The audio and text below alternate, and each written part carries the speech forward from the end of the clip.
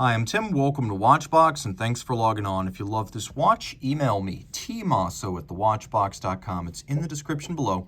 It is your purchase and pricing email question line for buying this or any watch you see on any Watchbox platform. Please reach out to me directly. Email tmosso@thewatchbox.com for pricing details.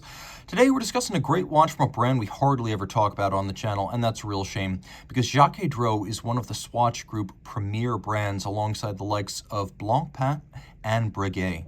This is a watch that comes from arguably the smallest of the three. It was revived using a grand old name back in 2001, and from 2001 through 2009, it was led by the dynamic CEO Manuel Emck, who has revitalized a number of brands in the industry, and that was really a high watermark for the modern Jaquet Droz, and it gave birth to watches like this, leading JD to be highly esteemed during the period for haute horlogerie and irreverent pacemaking design. And that's what we have right here in the Perpetual calendar. 43 millimeters in diameter in white gold. It is 13.1 millimeters thick and from lug tip to lug tip. 51 millimeters with a broad and modern 22 millimeter spacing between the lugs. Pierre Jaquet Droz is famous for watchmaking, clockmaking, and automata, which is to say he was an engineering polymath back in the 18th century, but he, along with his sons, all died, leaving the brand dead in the water. It would be revived during the 20th century, and it would produce watches largely white label as movements and products for other brands to use. And then in 2001, we got this, which is the modern iteration under Swatch. And you can see the 2000s were an era of big watches, and this is a big watch. 43 millimeters is not bashful, and you can see it fills up my wrist. Now, I could wear this, but a smaller wrist probably could not. My wrist is 16 centimeters in circumference. You can see helped somewhat by the curvature of the lugs, but they are right out to the edge of my wrist, and no angle shows that better than the over the top. That said, the watch is not overly thick. With a sloped bezel, it will slide underneath a dress cuff. It is a dress watch after all. The strap is a broad Jaquet Droz factory strap in brand new condition. You can see it's calfskin on the bottom. It's a large rectangular scale alligator leather on the top in matte black. And you'll note that it's actually a bonded strap rather than stitched, which is to say that adhesive is used to bond the leather on the top to the leather on the bottom.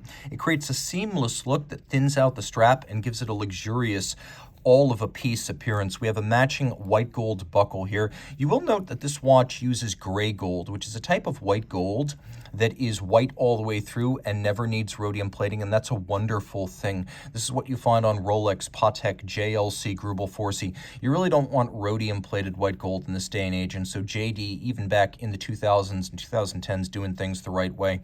Pusher adjusters for the calendar indications. We have a unique JD double star crown right there. And you can see that the lugs have a wonderful concave inward profile, and they really do bow in quite beautifully. The case is surprisingly nuanced with a seamless bezel. You can see that the bezel junction with the case is far below the bezel cap, and then we have dramatically cambered and boxed sapphire. The watch does have lovely lug profiles, and you can see how there's a nice seam between the case band and the lug, and then that inflection inward, giving it a mirror-like curve, like a funhouse mirror. Taking a look at the dial, lots to love. Hands, blued steel, the old-fashioned way. We also have blued screws, and when I say the old-fashioned way, I mean these are fire blued hands. We have serpentine-style hands for the retrograde day and date, and then we have alpha-style hands for the hours and minutes. Serpentine, again, for the calendar for the month, and then we have coaxial with that, a little disc for the leap year phase. Constant seconds with a bob counterweighted lancet style seconds hand. There's a lovely inverse clou de Paris or an inverse pyramide, cross hatched across the center. The scales for the calendar, the date and the day, as well as the frame for the inner indications. All of this in white gold that's been lacquered for the lettering and the characters. You can see it's beautifully mirror beveled on its sides and then satinated across the top, giving you a little bit about what we love in a finely finished movement on the dial side of the watch. Now, if you look carefully, you can see there's a little cabochon of white gold outboard for more easily reading the minutes, and there's a printed minute track. We have a lovely meteorite dial base with those Widmanstatten patterns, so acid etched and then stabilized to create these patterns and then ensure they don't further oxidize and dull to keep this crystalline-like structure vivid for the life of the watch. Now, turning it over, You can see the most obvious relation to the other high-end Swatch Group brands. Blancpain makes the Frédéric Piguet movements. Frédéric Piguet is manufacturer Blancpain, and you can see this is based on the 1150 twin barrel architecture. Now it has a higher beat rate than a standard 1150, so at 4 hertz or 28,800 vibrations per hour, it's got a 68-hour automatic winding power reserve. We've got a lovely rose lathe cut, white gold rotor here. We've got a 68-hour power reserve courtesy of 2 barrels. The 2 barrels are a real advantage. They give us a longer than standard power reserve, but also the springs are phased so that when one is hitting the fat part of its torque curve, the other one's a little bit slack, and then vice versa. What that does is it prevents the watch from galloping and gaining time when fully wound and losing amplitude and time once it starts to dissipate mainspring wind. That's why we have 2 barrels here on these high-end movements.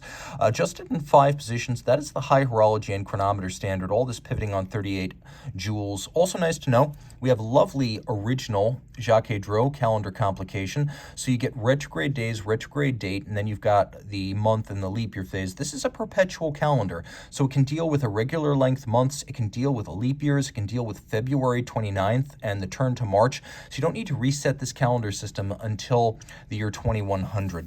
Which is a quirk of the Gregorian calendar that will not be a leap year. Now this fine finish here, we have black polished screw heads with chamfered slots in circumference, solarization on the barrels. You could see that the bridges have beautiful, broad, bright, mirrored anglage. Really, this is the good stuff finished by hand. We also, and you can really see it across all the bridges, we also have polished and beveled jewel sinks. If you find the jewel sinks, they have internal beveling. Lovely broad Côte de Genève laid down by abrasive wheel across the bridges. There is a sort of solarization or snailing on the edges of the bridges where they contact the base plate. You can see some of the locating pegs used to locate the bridges on the base plate. They're actually polished on their head. The wheels have been satinated, and you can see that the base plate features engine turning, so there's some fine finish here, and then all of this is 30 meters water resistant. A rare watch from a rare brand, and with the comfort and convenience of knowing Swatch Group will always be around to ensure parts and service are available for this niche brand. That's not always the case with little independents. So reach out to Team Mosso at thewatchbox.com for purchase and pricing details of this meteorite dial white gold Jaquet Droz Perpetual calendar.